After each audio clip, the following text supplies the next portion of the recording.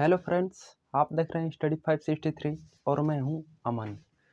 आज का class start करने से पहले आज एक बार फिर से आप सभी दोस्तों को स्टडी 563 पे मेरा प्यार भरा नमस्कार। तो दोस्तों, हमसे कुछ लोगों से बात हुई, कुछ फ्रेंड्स आए थे यहाँ पर, तो बोल रहे थे कि क्यों ना आप टाइप वाइज भी वीडियो डालते हैं आप। यानी कि टाइप वाइज का मतलब कि कोई भी चैप्टर उठाइए और उसको टाइप वाइज ट्रिक के विधि से समझाइए ताकि हम लोगों को समझने में आसानी हो। जो RS अग्रवाल का बैच चल रहा है, सुबह 6 बजे आप लोगों को वीडियो मिलता है, वो तो चलता रहेगा। लेकिन मैंने इस पे अमल किया, इस बात पे, तो हमें समझ में आया कि ये भी बात सही है। टाइप वाइज और आसान ट्रिक भी बताना जरूरी है ताकि क्वेश्चन देखते ही आप लोग उसका आंसर बता सकें। तो हमने परसेंटेज चालू किया, अर्थमेटिक्स का बेस बोला जाता है प्रतिशतता परसेंटेज को। तो परसेंटेज चालू किया और इसका टाइप वाइज आप लोगों को वीडियो मिलेगा। ये नहीं कि परसेंटेज का एक वीडियो मिला फिर उसके बाद लाभ हानि, अनुपात समानुपात, ये सब नहीं होगा। परसेंटेज का हर एक टाइप पे वीडियो बनेगा, ट्रिक वाइज बनेगा ताकि आप लोगों को सॉल्व करने में आसानी हो। ठीक है, चलिए सर्वप्रथम हम लोग प्रतिशतता को समझ लेते हैं कि प्रतिशतता क्या होता है। प्रतिशत, अगर प्रतिशत का संधि विच्छेद किया जाए तो प्रति प्लस शत प्राप्त होगा। क्या प्राप्त होगा? प्रति प्लस शत। प्रति का अर्थ होता है प्रत्येक, प्रत्येक, तथा शत का अर्थ होता है 100। प्रत्येक 100 में क्या निकलता है? परसेंटेज निकलता है, प्रतिशत निकलता है। इसको हम लोग इस चिन्ह से प्रदर्शित करते हैं। कोई भी संख्या के आए चिन्ह लगाओ तो समझ लीजिए कि वो परसेंटेज में बात कर रहा है। जैसे 5 के आगे यह चिन्ह लगा है तो इसका मतलब कि 5% दिया है।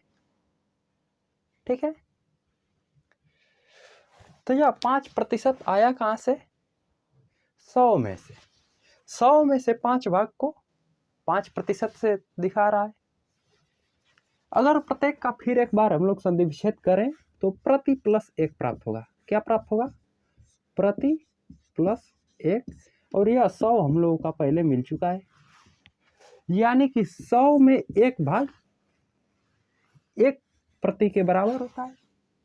1 प्रति यानी कि 1% के बराबर होता है। 100 में 1 भाग देखा जाए तो 1% के बराबर होता है। जैसे हमारे पास 100 कलम है। कितने कलम है? 100 कलम है। इसमें 5 कलम कोई मांग रहा है। 100 कलम है और 5 कलम किसी को देना है।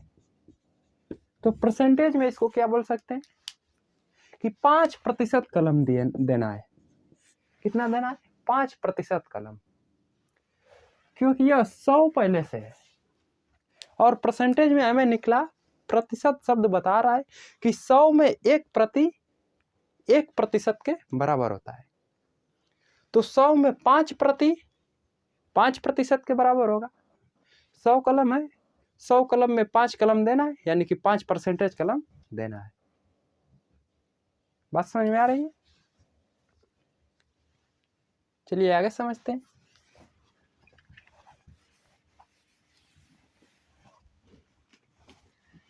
जब 100 में 1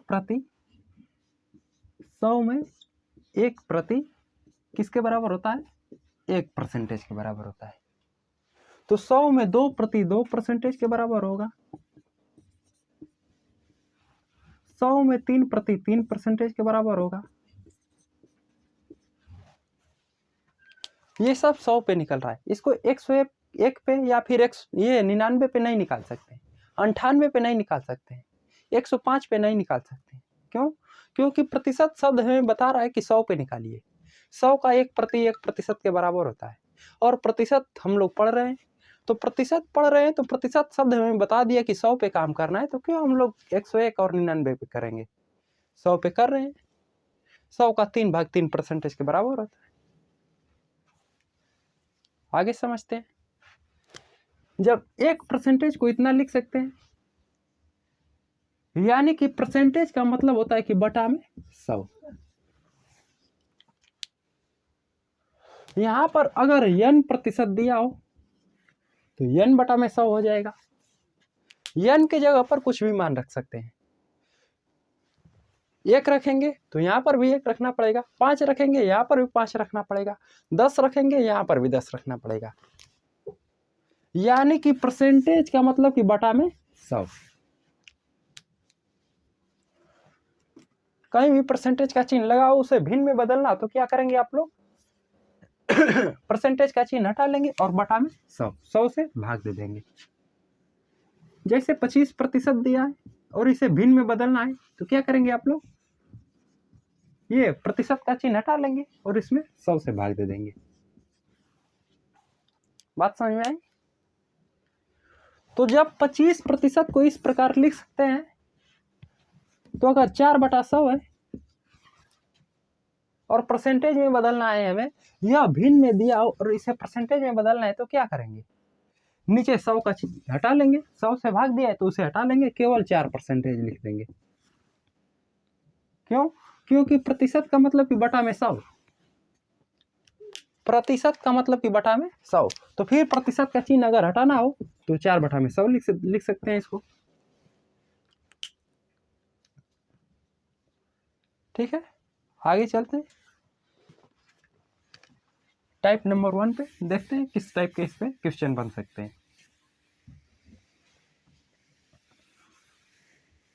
ये कुछ बेसिक जानकारी करनी थी आप लोगों को, हो गई। मान लेते हैं कि क्वेश्चन दे दिया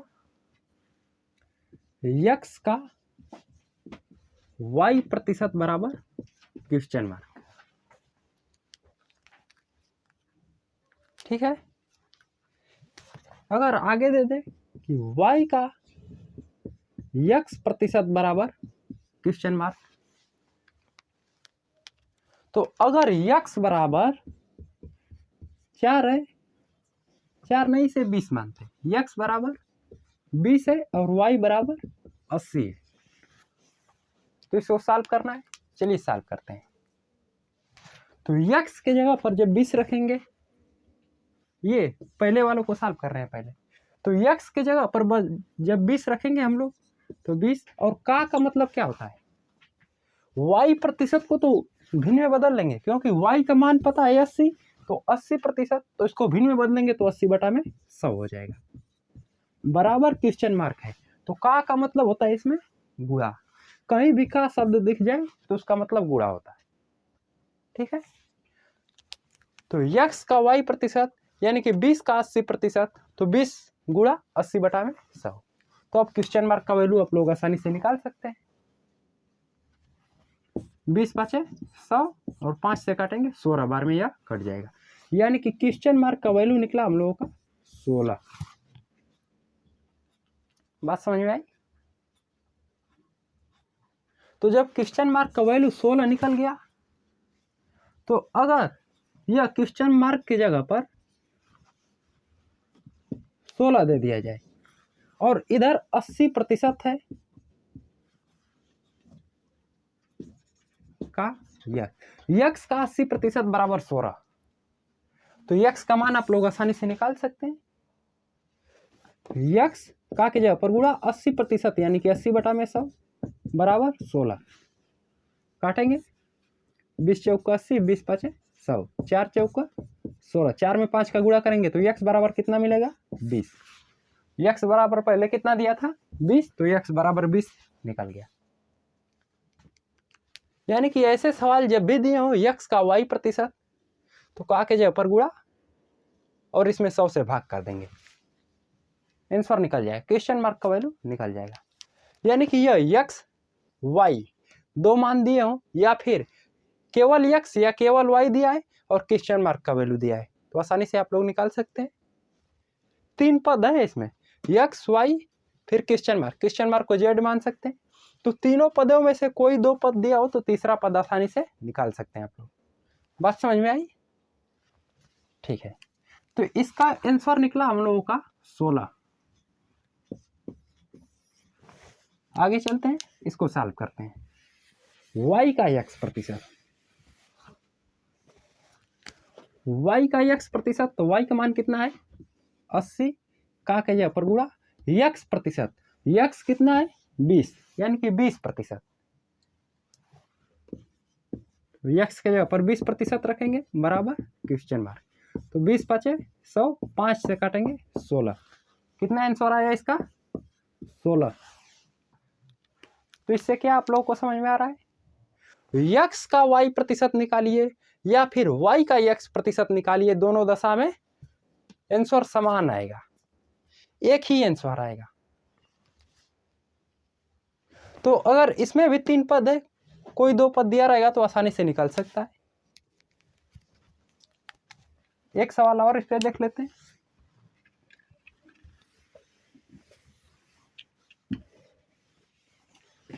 मान लेते हैं कि y बराबर 4 है, x बराबर x बराबर 4 और y बराबर 5 दिया हो। तो जब x बराबर 4 रखेंगे तो 4 का y प्रतिशत 5/100 बराबर क्वेश्चन मार्क। y प्रतिशत, तो y का मान 5 है और प्रतिशत में यह है तो प्रतिशत को भिन्न में बदल देंगे तो 5/100 हो जाएगा। तो y भिन्न में बदल कर यहाँ पर मान रख रहे हैं।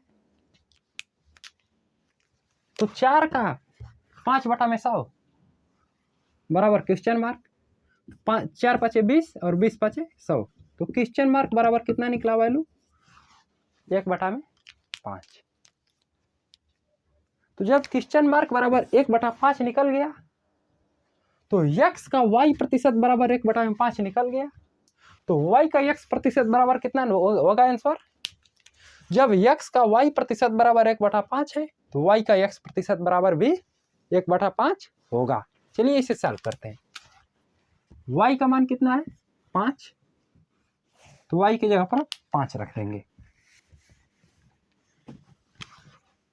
5 का की जगह पर गुणा x प्रतिशत, x का मान 4 है तो 4% यानी कि 4/100 बराबर क्वेश्चन मार्क। 4 5 20 और 20 5 100, 1/5 इसका भी आंसर आ गया। यानी कि x का y प्रतिशत बराबर y का x प्रतिशत, दोनों बात सेम है। अगर कोई पूछ दे कि x का y प्रतिशत बराबर 5 है, x का y प्रतिशत बराबर 5 है, यह पेपर में सवाल दे दे, बिल्कुल आसान सवाल कि x का y प्रतिशत बराबर 5, तो y का x प्रतिशत बराबर y का x प्रतिशत बराबर क्वेश्चन मार्क। आप लोग क्या करेंगे, तुरंत 5 आंसर 5 लगा देंगे, क्योंकि x का की जगह पर गुणा y बटा में 100, परसेंटेज का चीज हटाएंगे बटा में 100 हो जाएगा। तो x में y का गुणा कीजिए चाहे y में x का गुणा कीजिए, जो दोनों बात सेम है। 4 में 5 का गुणा कीजिए या फिर 5 में 4 का गुणा कीजिए, दोनों दशा में 20 ही आंसर आने वाला है।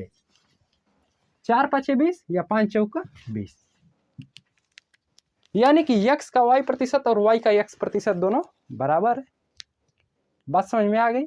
और ऐसे सवाल कैसे करेंगे, x का के जगह पर गुणा y प्रतिशत बराबर क्वेश्चन मार्क। केवल y प्रतिशत का चिन्ह हटाकर बटा में 100 कर देना है। प्रतिशत का मतलब अभी हम लोग पढ़े हैं कि प्रतिशत बराबर बटा में 100, तो प्रतिशत का चिन्ह हटाकर बटा में 100 कीजिए, का के चिन्ह हटा, का यहाँ से हटाइए और गुणा का निशान लगा दीजिए। तो का के जगह पर गुणा और प्रतिशत के जगह पर बटा में 100 और सॉल्व कर दीजिए, आंसर आ जाएगा। यह जब 2 पद दिया हो केवल x y, तो दोनों बात सेम हो रही है। x का y प्रतिशत बराबर y का x प्रतिशत बराबर हो रहा है। अगर 3 स्टेप दे दे तो क्या होगा उसको समझ लेते हैं। x का y प्रतिशत का z प्रतिशत अगर इसमें दिया हो और बराबर क्वेश्चन मार्क, यहां पर y का x प्रतिशत का z प्रतिशत बराबर क्वेश्चन मार्क। या फिर आगे दिया हो z का y प्रतिशत का x प्रतिशत बराबर क्वेश्चन मार्क। इसको सॉल्व कर रहे हैं, देख रहे हैं इसका कितना आंसर आ रहा है। ये तीनों पद आपस में बराबर हैं या नहीं है, इसको भी समझ लेते हैं।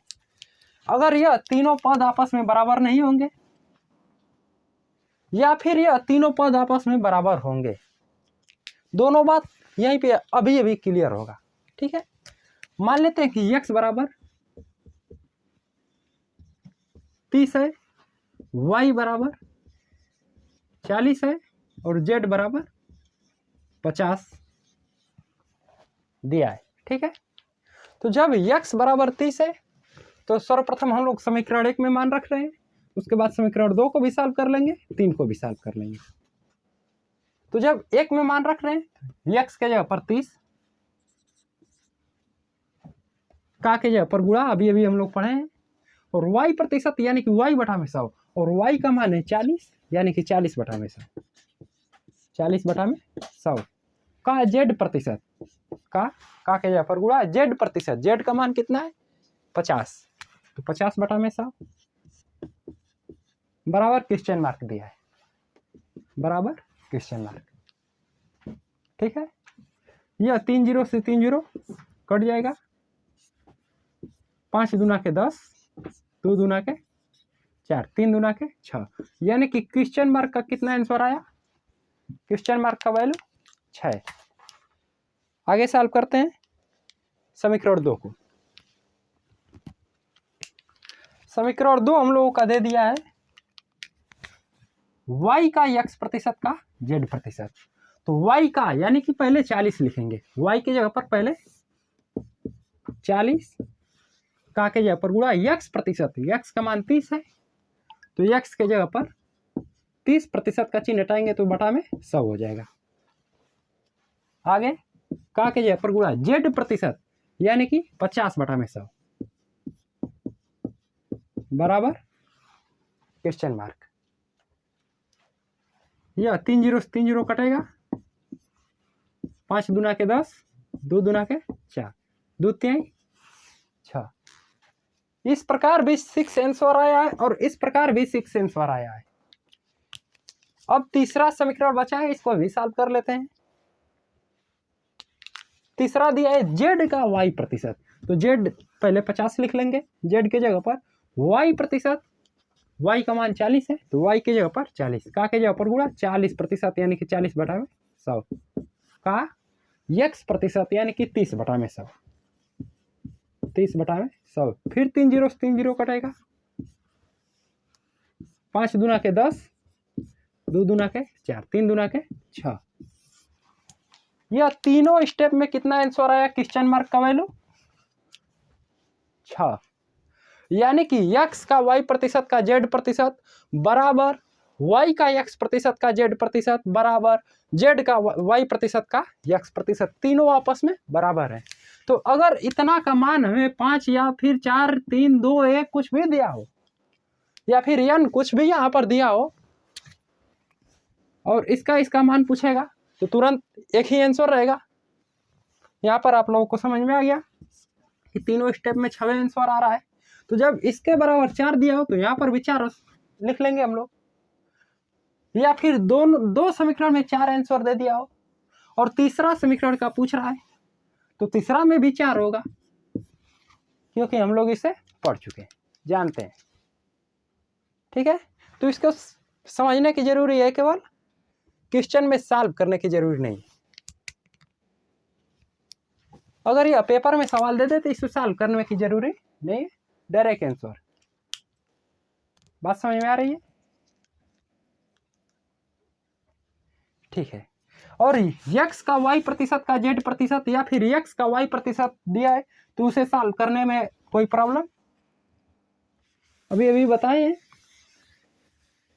x का y प्रतिशत बराबर y का x प्रतिशत, यह तो क्लियर है, लेकिन x का y प्रतिशत केवल निकालना हो इसे भी बताए हैं कि x का के पर गुणा y प्रतिशत यानी कि y बटा में 100 दिया है बराबर क्वेश्चन मार्क, और x और y दोनों का जो भी मान दिया रहेगा यहाँ पर रखेंगे, क्वेश्चन मार्क का वैल्यू निकल जाएगा।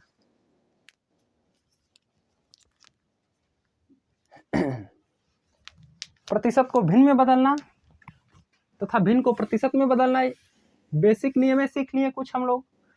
और यह टाइप 1 में सीखे कि x का y प्रतिशत बराबर y का x प्रतिशत, x का y प्रतिशत का मान कैसे निकाला जाए, ये तीनों आपस में बराबर कैसे हो रहे हैं, ये सब सीख लिए। ठीक है, तो आज के लिए बस इतना ही, मिलते हैं अगले दिन।